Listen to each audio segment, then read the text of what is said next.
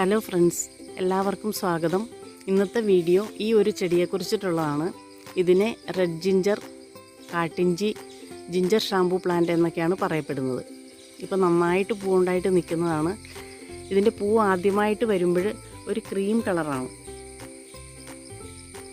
അതിന് ശേഷമാണ് ഇതുപോലെ റെഡ് കളറായിട്ട് വരുന്നത്.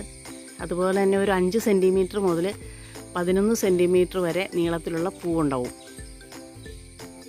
ചില പൂക്കളൊക്കെ വളരെ ചെറുതാണ്. ഇതൊരു ഇഞ്ചി വർഗ്ഗത്തിൽപ്പെട്ട ചെടിയാണ്. അതുപോലെ തന്നെ നല്ല ഈർപ്പമുള്ള മണ്ണിലാണ് ഈ ചെടി കാണപ്പെടുന്നത്.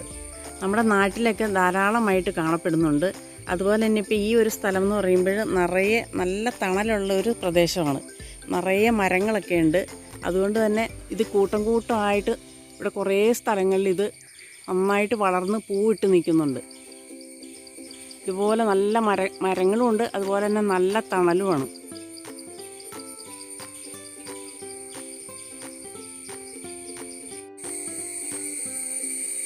അപ്പോൾ ഇത് ജിഞ്ചർ ഷാമ്പു പ്ലാന്റ് ആണല്ലോ. അപ്പം നമുക്ക് ഈ പൂവിൽ നിന്ന് ഒറിജിനൽ ഷാമ്പു കിട്ടും.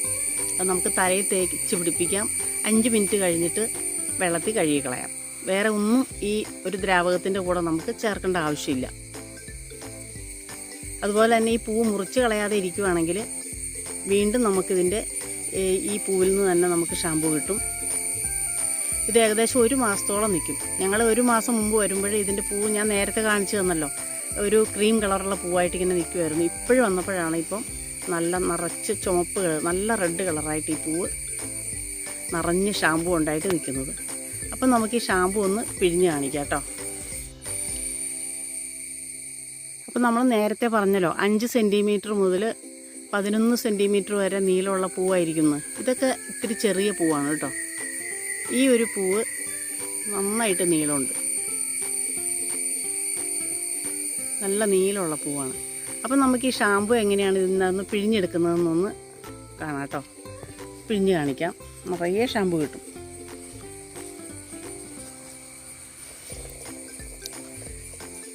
നിറയെ ഉണ്ടാവും.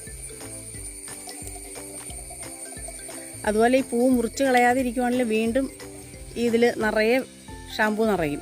പിന്നെയും നമുക്ക് പിഴിഞ്ഞെടുക്കാം. നിറച്ച് എല്ലാ പൂവിലും നിറഞ്ഞുണ്ട്. ഇതുപോലെ ഷാമ്പു നമുക്ക് കിട്ടും. ഇപ്പം നമുക്ക് വലുതൊന്ന് പിഴിയാം, നോക്കാം. നിറച്ച് ഷാമ്പു കിട്ടും.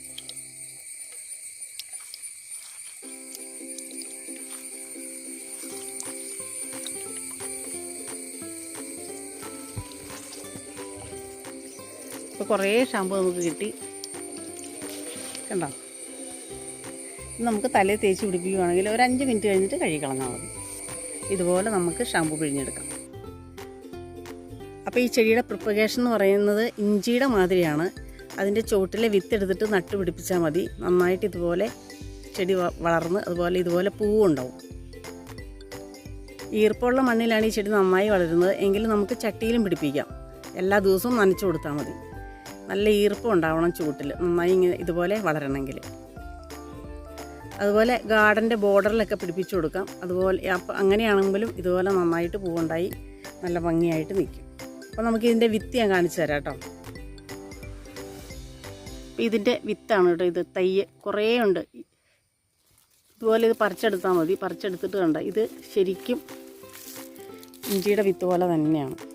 ഇത് നമുക്ക് നട്ടു പിടിപ്പിക്കുകയാണെങ്കിൽ ഈ ചെടി നന്നായിട്ട് ഇതുപോലെ വളർന്ന് നമുക്ക് കിട്ടും.